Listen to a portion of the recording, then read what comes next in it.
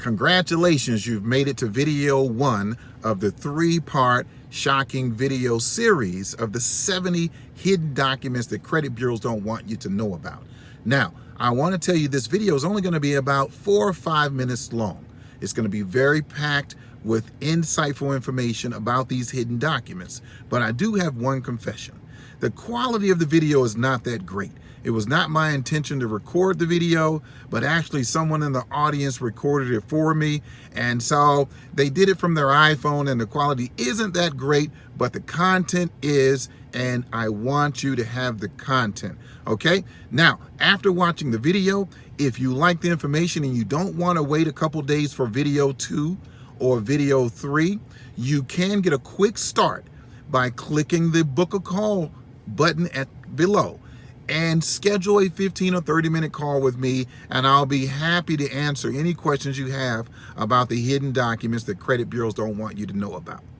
So what I discovered was there's some other reports that are being used in your underwriting and your approval process that you have no clue that are there. Now, if I can spend a couple minutes setting this up.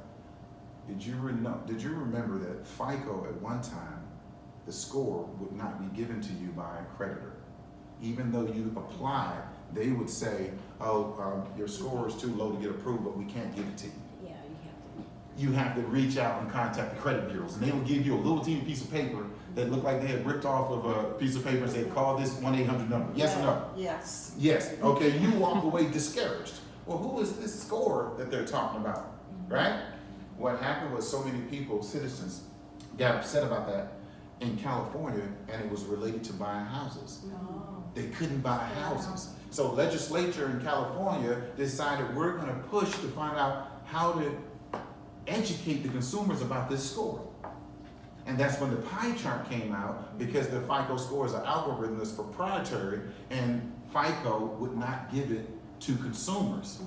They wouldn't even give it to the actual business owners, but they said they will sell the score to the credit bureaus and let the credit bureaus then what? Sell it to you. And then to get that score, you have to do what? Pay the credit bureau $10, $15, $7, $5, whatever, right? But then you didn't know what to do with the score, because you're like, oh, what does this have to do with my credit report? Typically, I can buy a house if I've been on the job how long? 2 years, right? And how many bank statements? 2 or 3. How many tax returns? 2. How many pay stubs? 2, right? And if you have decent credit, you can buy a house. Right.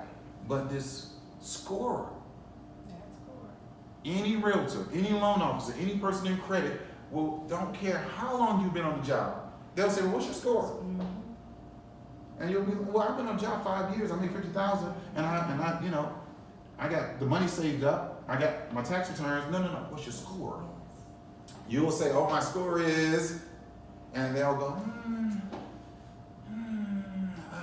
why don't you go to this lender and get a pre-approval letter, then call me. Okay? Now, the score, what is it? What is the score? It's not a part of your credit report. It is a part of your credit report, but it's not something that is native to the credit report. Yes or no? Right. Okay? It comes outside and lands on your credit report. It's an addition. It's an alien to your credit report. Who would have thought? Okay? The score is what they call a data report. A data report. FICO gets data that they scrape up about you, and based on the data points, those data points in their algorithm spit out a score on the other end. So what are the data points? Oh, we can't tell you that. That's proprietary. We can't tell you that. That's the 11 spices of Kentucky Fried Chicken that the Colonel transitioned and didn't tell anybody. Right? Yeah. Okay, he didn't tell anybody 11 spices, right? Okay, I'm here to tell you the spices, okay? Now, what's the most important thing that a lender, banker, auto dealer wants to know when they approve you? That you will pay back. You will pay them back.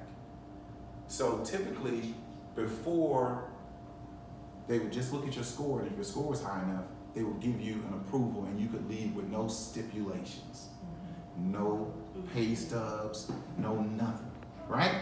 And that was capitalism working at its best. We gotta trust that you don't want to mess your score up, so we're gonna trust you with this asset, and that's on a merit and honor system that you have moral fiber to not crash your own life or to sabotage your own life, right? But then what happened? Have you seen the wave that now you'll go in with a good score and they'll say, well, I need you to bring 2 pay stubs. And you're like, well, hold on, I have a 720 credit score. Why am I bringing pay stubs? I'm sorry, it's our policy.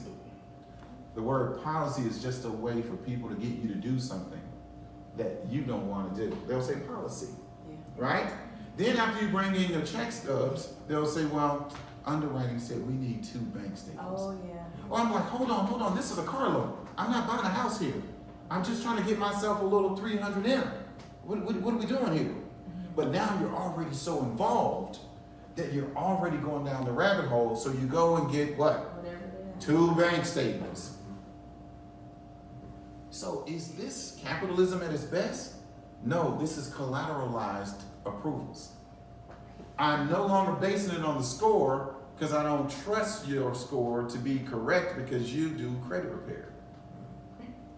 You learn how to manipulate the score when, you remember mama said they didn't used to give it to you, right? And now that you know how to manipulate it, you are representing yourself or misrepresenting yourself to me because I don't know who you really are because you could have had credit repair with Gabriel Brown and now you look as good as anybody that's walking, but I still don't want to give it to you, okay? Now, they even have scores for your cities. Did you know that? No. Did you know your city has a score? That is the city score. Now I'm ready to start taking back the curtain. Okay, so if you live in that city, bankers and lenders already know what the score is for that city. Now, did you know that they have neighborhood scores?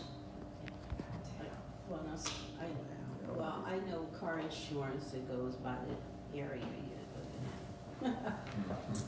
Now listen, when I win her over, you know I'm telling the truth. They have neighborhood scores. So if you have a 720 in a neighborhood that has a 640, preferred lenders will not send pre-selection or pre-approval offers to that neighborhood. Why? Because the chances of someone in that neighborhood being worthy to give credit is slim to none. This is what analytics, data analytics provides to lenders. So when they do their... All right, so you've had the opportunity to actually watch video 1 of the 3-part series of the 70 hidden documents that credit bureaus don't want you to know about. Okay, now we're going to get video 2 in probably a couple days. I kind of spreaded them out so you wouldn't have to watch them back to back. But however, if you want a quick start and you don't want to wait a couple days and you have some questions and you want to get some answers about these hidden documents, just book a call with me. Hit the link below and book a quick call. It's a free call. It may take 15 or 30 minutes depending on how many questions you have. All right, I look forward to talking with you.